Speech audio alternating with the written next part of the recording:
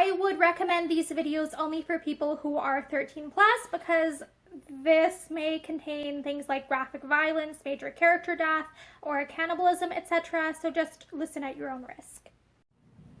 Hi, I'm Morgan, and today I'm going to go ahead and read you my favorite fairy tale. And this is one of the old Brothers Grimm's ones, and it is titled The Three White Snakes. There lived once a father who was so poor that he could hardly earn enough to keep himself and his son from starving.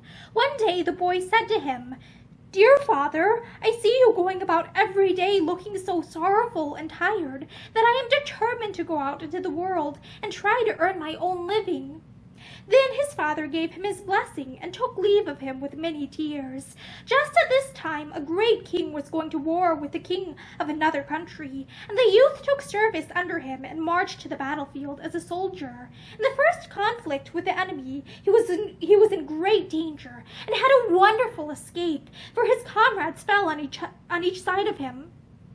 Their commander also was wounded, and several were inclined to take flight and run from the field. But the youth stepped forth to raise their courage and cried, "No, no, we will never allow our fatherland to sink to the ground." Then they took courage and followed their young leader, who led them forward, attacked, and quickly vanquished the enemy. When the king heard to whom he owed this great victory, he sent for the youth, raised him to a position of great honor, gave him large treasures, and made him first in the kingdom next to himself.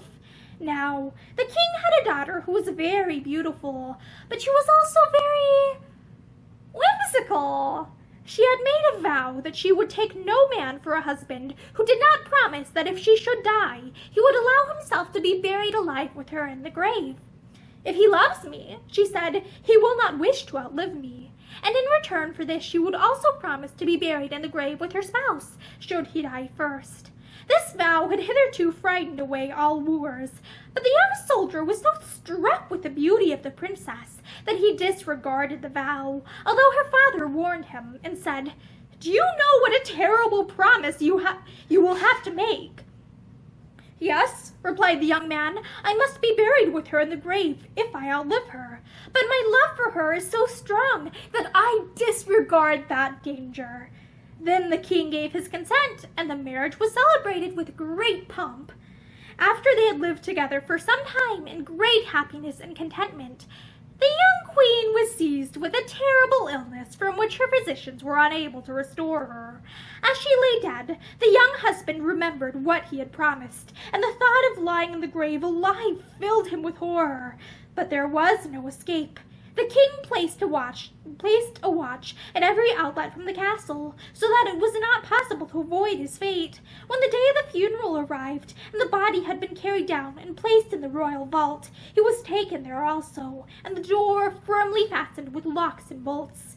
Near to the coffin stood a table upon which were 4 lights, 4 loaves of bread, and 4 bottles of wine, and he knew that when these provisions came to an end, he must starve.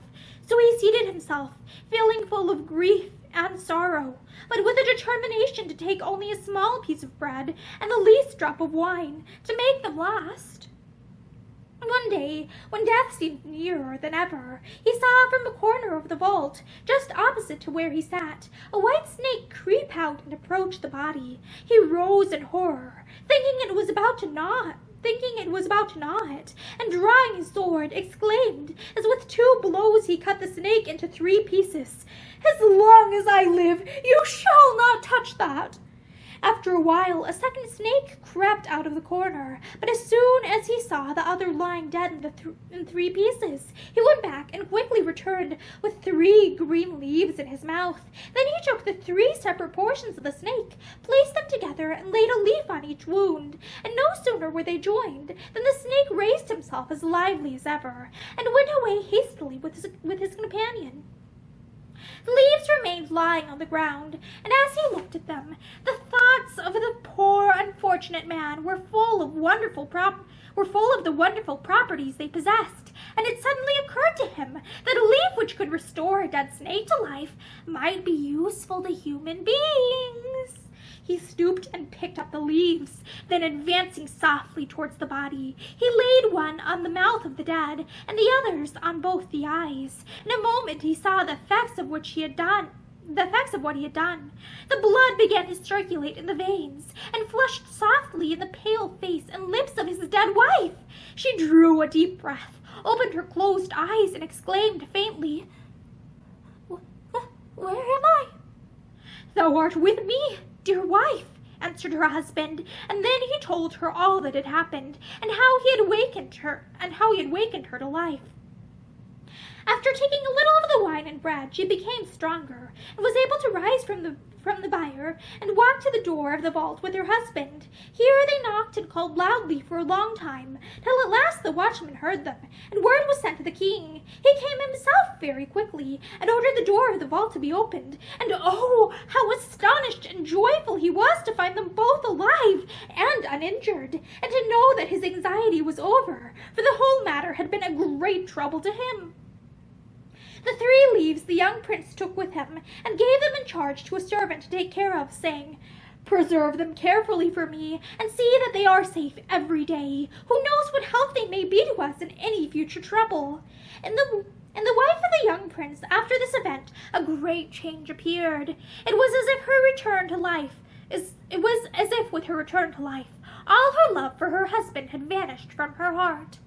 Not long after, he wished to take a voyage across the sea to see his old father, and she accompanied him. While they were on board ship, she forgot all the true and great love he had shown for her in trying to restore her to life when she was dead, and made friends with the captain, who was as wicked as herself. One day, when the young prince lay asleep on deck, she called the skipper to her and told him to take her husband by the feet, while she raised his head, and before he was awake enough to save himself, these 2 wicked people threw him overboard into the sea. As soon as this shameful deed was accomplished, she said to the skipper, "Now let us sail home again, and say that the prince has died on the voyage. I will praise and extol you so greatly to my father that I know he will readily give his consent to our marriage, and leave the crown to you after his death." But the faithful servant to whom the prince had given the wonderful leaves to take care of saw all that his master's wife had done. Unnoticed, he lowered one of the boats from the ship's side, got on board, and very soon discovered the body of the prince. Dragging it hastily into the boat, he rowed away and soon left the traitors far behind. As soon as he felt safely out of sight, he produced the precious leaves, which he always carried about with him, and laid one on each eye, and one on the mouth of the dead man, who very quickly showed signs of life, and was at last sufficiently restored to help in rowing the boat. They both rowed with all their strength, day and night, and their little bark flew so swiftly over the waves that they arrived at the king's palace long before his daughter and the captain. The king wondered greatly when he saw his son-in-law and the servant enter, and asked them what had happened. But when he heard of his daughter's wickedness, he said, I can scarcely believe she would act so basely. However, the truth will soon be brought to light. For the present, I advise you both to hide yourselves in a private chamber, and make yourselves quite at home until the ship returns." The master and servant took the king's advice, and a few days afterwards the large ship made its appearance, and the king's guilty daughter appeared before her father with a sorrowful countenance.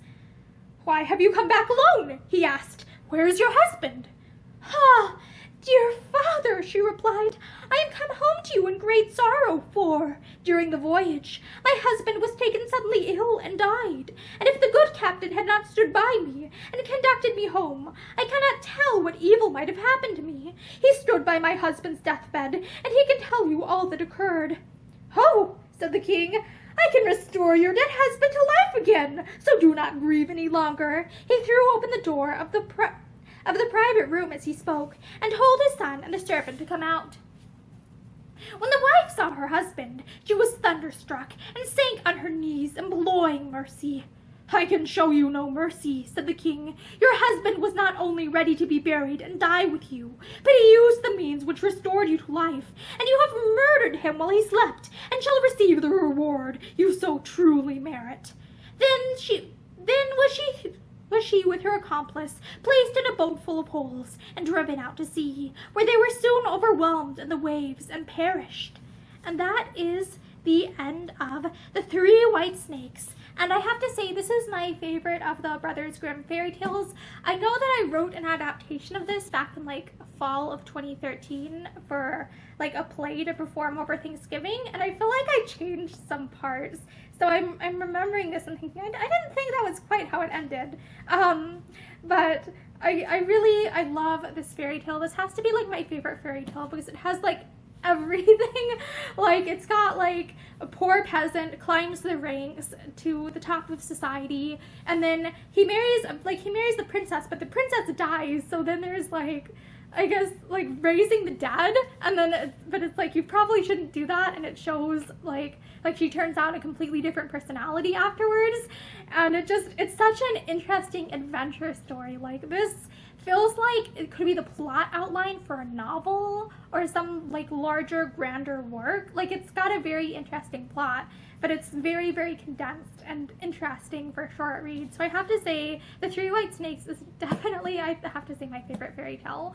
So yeah, thank you for listening to this with me and learning a little bit more about like old stories that I like. I hope you have a great day.